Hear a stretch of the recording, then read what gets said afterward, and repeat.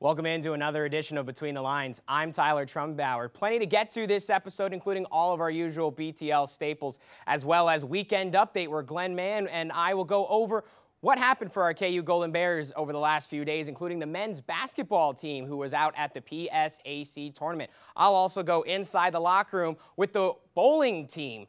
Stay tuned. Plenty of Between the Lines straight ahead.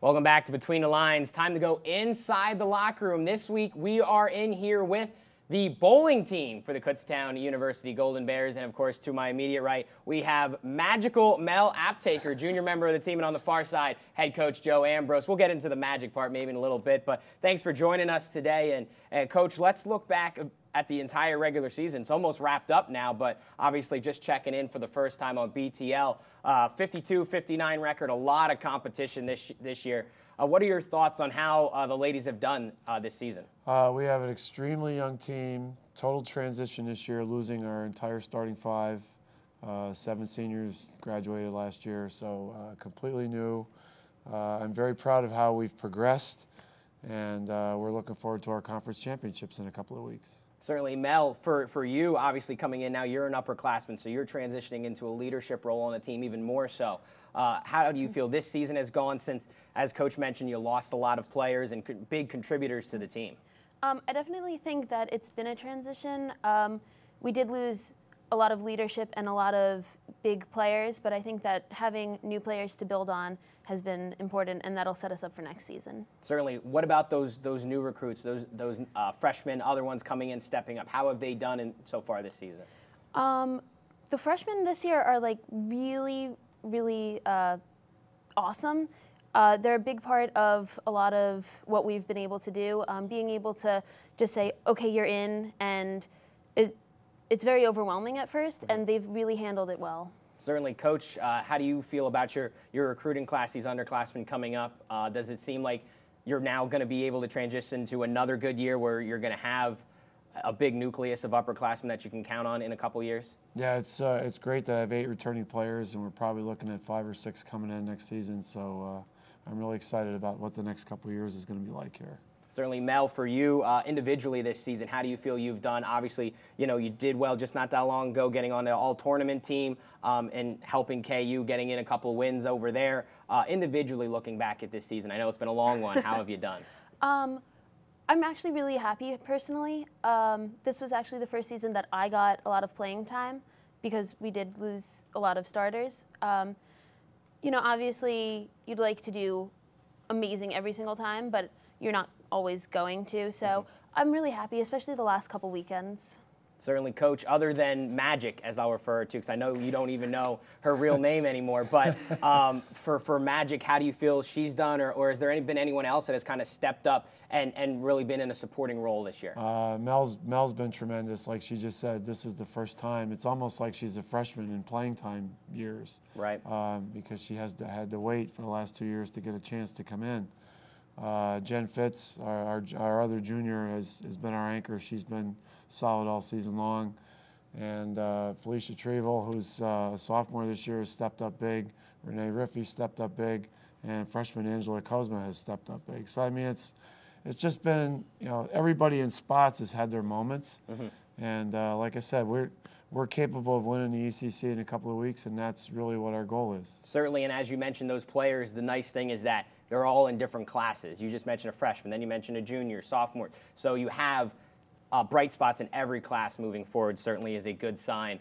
for the program. And then obviously you keep mentioning the conference championships later on. First up, though, individual sectionals upcoming as well. What are your thoughts, Coach, going into that one, especially being so close to home? It's nice that they get the ball in Allentown, but sectionals are tough. There's like 150 girls, and there's 4 spots going to nationals, so it's a tough thing, but it's a good experience. It'd be nice to have a break after that to get some time off, and then practice for conference championships at the end of this month in New Hampshire. Certainly, and you're kind of someone that you're creating that schedule. Do you front load it with all that competition in the beginning, and then kind of ease it in the back end? How do you kind of think when you're putting together the schedule for the year? I try to do a lot in October, November because travel's easier, weather's better. Right. Then I try to let them go in December with finals coming up, so they have time to take care of that, and then we're off in January. And the first tournament back traditionally after break is our own, the KU Invite, which is a 28-team thing when teams from all over the place are here. So it's our season is long, it's 6 months, but it's like 2.5 months and then another 2.5 months. There's a break in between. Absolutely. Individual sectionals, tough environment to play in. Coach just talked about it. For you individually, Mel, what are you looking for to kind of get your feet wet in it and kind of see how you kind of stack up against others? Yeah, absolutely. My freshman year, I think I placed between 30 and 40. Last year, I placed 22nd. So, keep moving up and hopefully, that top 4. Certainly. So you feel that's a viable goal for you, is getting that top 4 to go to nationals? Yeah. Absolutely. So, and then obviously going into the championships after that little break, Coach, what is the goal for the team overall? My goal is to win. I don't do anything I don't think we can win. Our conference has a couple of really good ranked teams in, but we've beaten them, so it's not like there's anybody we should be afraid of.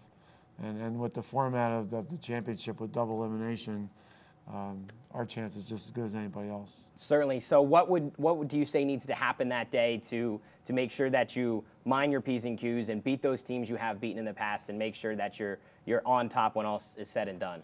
We need to stay together and be focused as a team, and more than anything, we need to fill frames and keep pressure on the other team.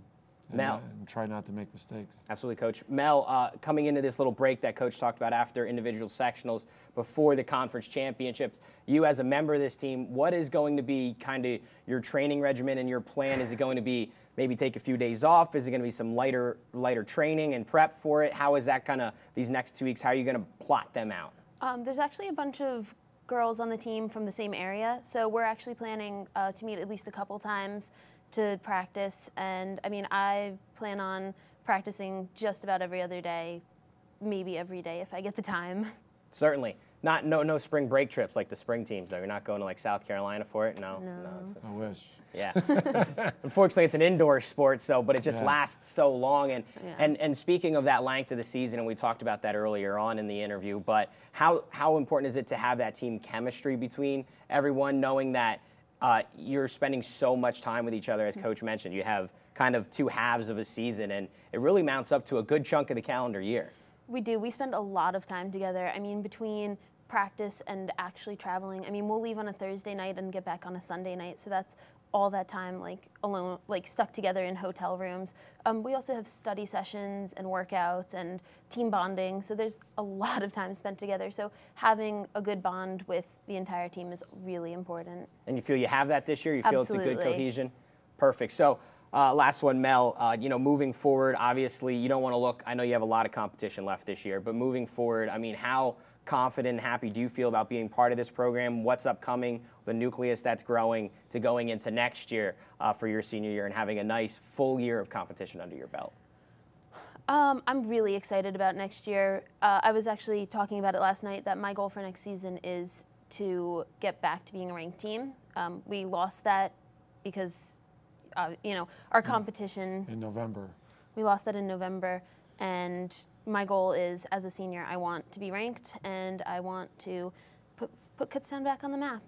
Certainly. Coach, what needs to happen for Mel to achieve her goal to get that ranking back and put KU back on the map? Because it's probably just fallen off just a little bit without the ranking. Yeah, we were ranked in the top 20 for 8 straight years, so it's kind of weird to not be. We just need to be more consistent and do things better in tournaments, and to play the higher ranked teams better. Something we're getting better at now, and next season with all this experience under our belt, it'll definitely help. And if they get a conference championship at the end of this year, it certainly will help that cause to be right back on the map. Coach, Mel, appreciate the time today. Good luck, individual sectionals and conference championships later this month. Thank you, appreciate it. Yep, we'll be back after this with more BTL.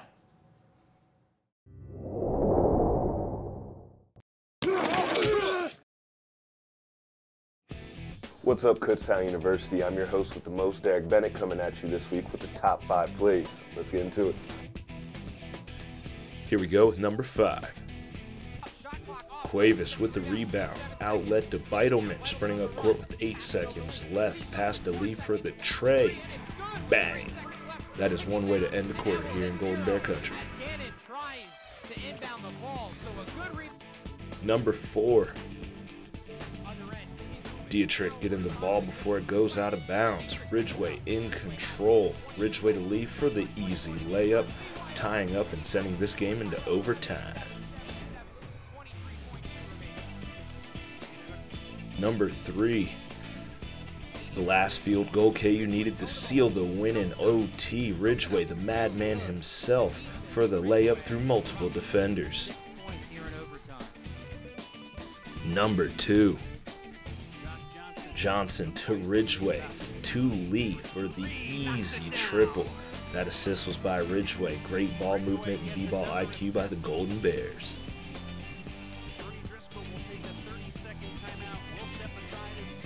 And here we go with number 1. Beitelman to Connolly for the difficult 3 in the face of a defender.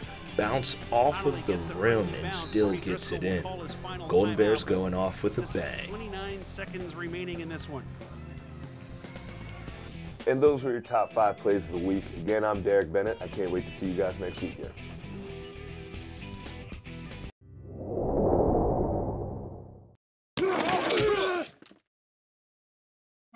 Hi, my name's Allison Seibert. I'm Player of the Week. So I'm a senior here at Kutztown, and I'm a biology micromolecular cell major. I've been playing bowling since I was a freshman in high school. Long story short, I grew up in a bowling alley pretty much. My mom bowled, my grandmother bowled, my grandfather bowled, so everyone in my family bowled. So I picked it up once I started high school. Our days are very long. A lot of people don't think that it's going to be a long day, but we usually start around 8 or 9 in the morning, and we can bowl for as long as 8 hours a day. We usually bowl like 5 or 6 traditional games, and one day will be traditional and the other day will be a Baker game, and there's 5 matches of that as well. So they tend to be very tiring and long days.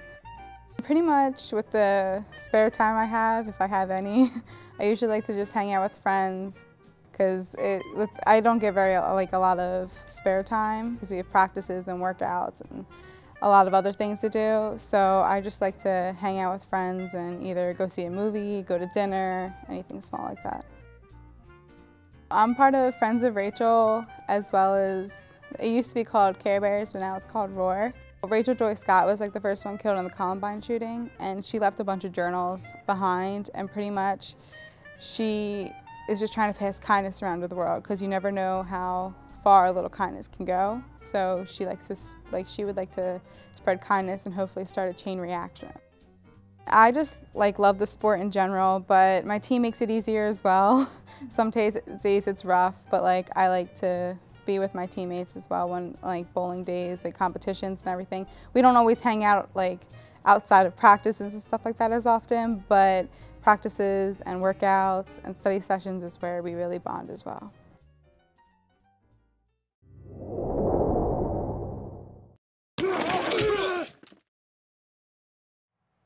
Welcome back to Between the Lines. I'm Tyler Trumbauer. That's Glenn Mann, and it's time to look back at what happened for our KU Golden Bears in Weekend Update. Glenn, we've done it every episode thus far this season.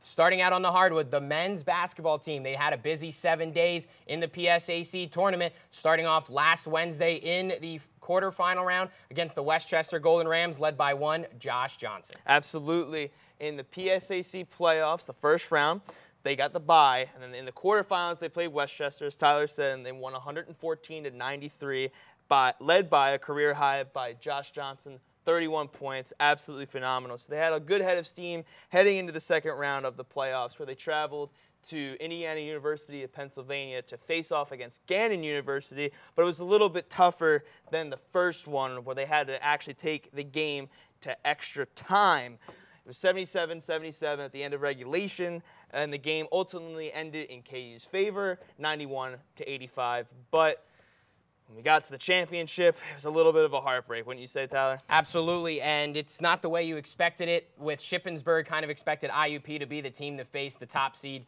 from the Western Division, but Shippensburg had the upset in the second semifinal, so the Raiders versus the Golden Bears in that championship. KU led by many as 10 early in that contest, but faltered down the stretch to Shippensburg as the Raiders sailed to the PSAC championship with a 73-63 win, and KU fell just a little bit short of that goal this season. You know they wanted that PSAC championship, Glenn. Absolutely, and now in KU's history, they are now 0-5 in PSAC championship games, so it's a real heartbreak.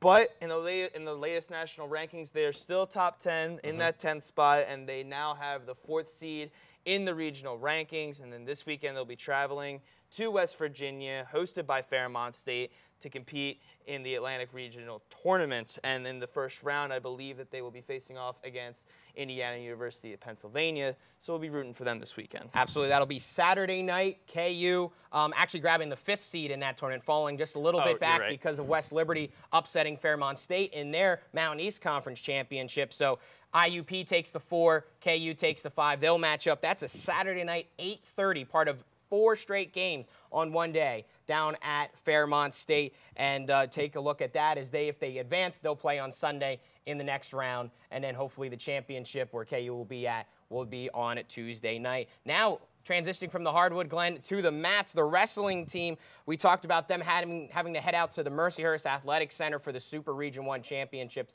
late last month. Those have completed and done, and KU had a good showing overall collectively. Absolutely, they did, and they also have 4 wrestlers now that will be heading to the national championship, which I believe is held in Alabama, so got a nice little road trip on the way for the team. But I think one story that you have to mention is Jeff Reimel, who was going into the regional tournament rated 7th in the 197-pound class, and he just went on an absolute tear. He was pinning people left and right and wound up getting a spot in the national tournament with a 3rd-place finish at the Super Regional Tournament. But the other 3 wrestlers who will be featured for the Golden Bears are Austin Petrill in the 125 weight class, TC Warner at the 165 weight class, and Ryan Appleby in the 285 or the heavyweight class, however you'd like to call it. Certainly, and with those Golden Bears having good showings and qualifying for nationals, collecting a lot of points with some other Golden Bears. That day they finished 6th out of 15 teams at the Super Region 1 tournament in Erie, which was good enough for 6th, like I said. And then also that's the 9th straight year KU has had a 6th or best finish within that Super Region 1 tournament. So they're doing well, the Golden Bears, when it comes to the mats, and we wish them the best of luck when they compete this upcoming weekend at the National Championships in Birmingham, Alabama, like you mentioned, Glenn. So good luck to them. We'll keep you updated on how they fare on the national stage. Now moving to the Diamond Spring Sports, Glenn, we're finally getting there as we transition into March and getting so close into the middle of this month already. The baseball team, a lot of games on the road to start. They could be playing at home with this weather. You didn't expect that when they were laying out the schedule. But so far, 6-2 start for those on the Diamond, and I don't think they could be much happier. No, they absolutely cannot. But oddly enough, when they traveled this weekend to play, they went up against the PSAC team, Slippery Rock, and they went 2-1, a good showing once again. And this is in the midst of 18 straight road games for the Golden Bears. And the fact that they're going 6-2, it shows that they've got some grit away from their home field. But I think one player you have to really point to some of the success that's been going on. Obviously, it's a team game, but one guy you really got to mention is Joe Santispago, who's batting an astounding .480 right now, along with 4 home runs and 16 RBIs to start out the young season. Absolutely great. And then also to mention Colin Bishop, who's hitting .500 to go along with 5 RBIs. They're hitting well, and they're also pitching pretty consistently. But I think you really got to point to the offense. They're putting up double-digit runs almost every game now. Certainly, and as you mentioned, facing SRU down at Bel Air, Maryland. So maybe Joe and Colin were maybe the Fresh Princes of Bel Air. I'm not sure. But KU, as you mentioned, solid showings offensively, picking up a 4-1 win on Saturday and then splitting the doubleheader on Sunday with a 9-7 loss in the first game and then winning 5-1 in extra innings in the nightcap of that twin bill. Next up for KU, still continuing on that 18-game road trip, as you mentioned, Glenn. They'll be going down to Wilson, North Carolina for a spring break trip where the ball club will play 7 games over that week off from classes. And then moving on to our final sport in this weekend update, the women's lacrosse team, who's finally got their regular season slate underway and so far unblemished for the ladies. Absolutely, a 2-0 start for the women's lacrosse team. Their first game was a close victory against Chestnut Hill by a score of 13-12. But I gotta tell you, Tyler, the second game, they really showed them who's boss. Coming out against Felician at Andre Reed Stadium, winning 18-1 and out shooting Felician 37-1.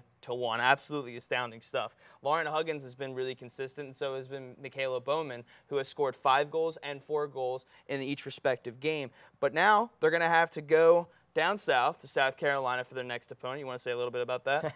Yep, heading to Hilton Head, South Carolina. Yes, Don't sir. you wish you were joining them on that trip? That Absolutely. sounds be nice, as they will be heading down there for March 16th against what school, Glenn? I know you love saying the name. SCAD Savannah, the Savannah College of Art and Design. Hopefully they can play lacrosse as well. We'll find out. KU hopefully will come out with a victory. And then, but it's next home match, March 21st. So mark that on your calendar so you go out and support the ladies, which, as you mentioned, with the good 2-0 start, Bowman, the first ever PSAC honors for a KU Golden Bear women's lacrosse player in program history. So Awesome certainly a good start for them. So that's all for Weekend Update. A lot coming up this weekend as far as the national stage, the wrestling team at national championships, and then the NCAA Atlantic Regional for the men's basketball team. We'll find out how they fare, and we'll keep you updated on next week's edition of Weekend Update after our spring break hiatus. Stay tuned. More Between the Lines after this.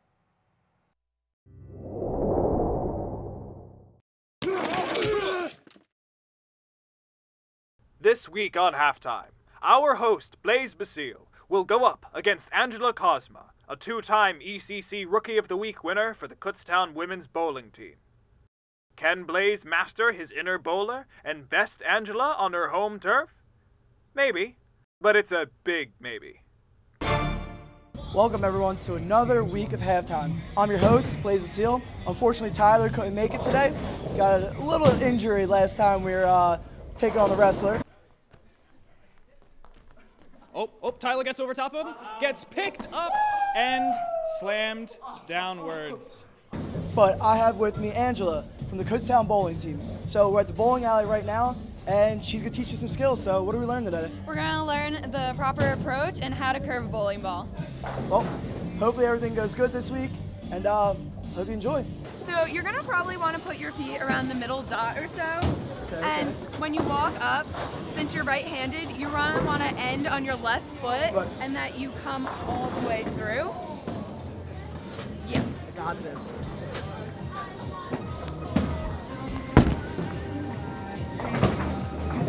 All right, so I really don't know much about bowling.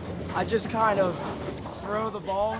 I know if you're a little bit more advanced, that I'm obviously not, you can curve the ball. Yes. And it's a lot better. So teach me your ways, please. Okay.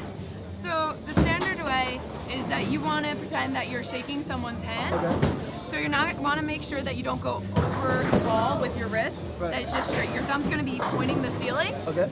And you're going to make sure that your thumb comes out first. Right. And your fingers are actually the ones that are doing most of the work and curving the ball.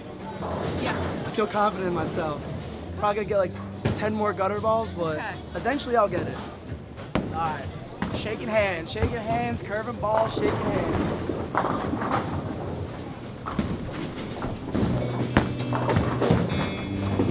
And I do.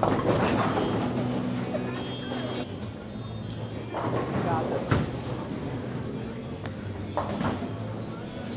7 times a charm.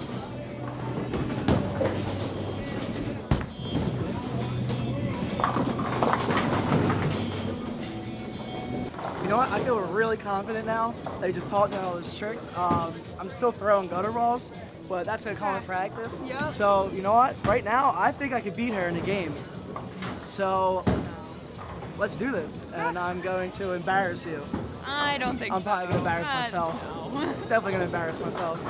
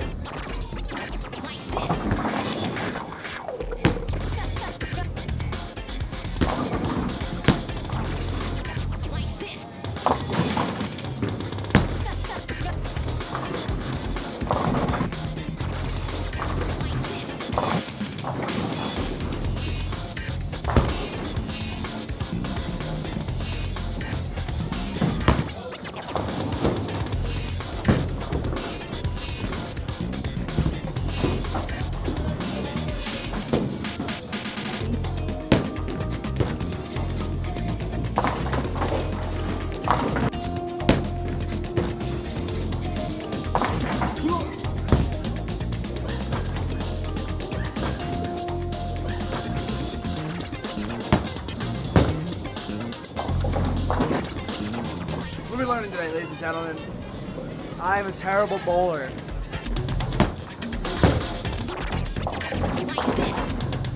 Well, there you have it. Another week, another loss, and another huge disappointment. I want to thank Angela for coming out, teaching me how to bowl. No problem. Even though I'm really not that good of a bowler, I didn't learn a lot, as you could tell, my performance, but maybe one day I'll become a lot better. So, please enjoy the rest of Between the Line. I hope you enjoyed halftime, and tune in next week. See if I can actually get a winning record. Have a good one. Thanks for tuning into this week's episode of Between the Lines. Once again, we'd like to thank all of our guests for helping us out this week. To stay up to date on all the latest news and scores, be sure to visit KUBears.com. Also, be sure to like Between the Lines on Facebook and follow at KUTV Sports on Twitter to stay up to date on all the latest scores and game broadcast information. We'll be back in 2 weeks after the spring break, as we'll be going inside the locker room with the tennis team. For Glenn Mann, I'm Tyler Trumbauer, reminding you that on Outside the Lines, you only get the scores. But on Between the Lines, we take you inside the locker room.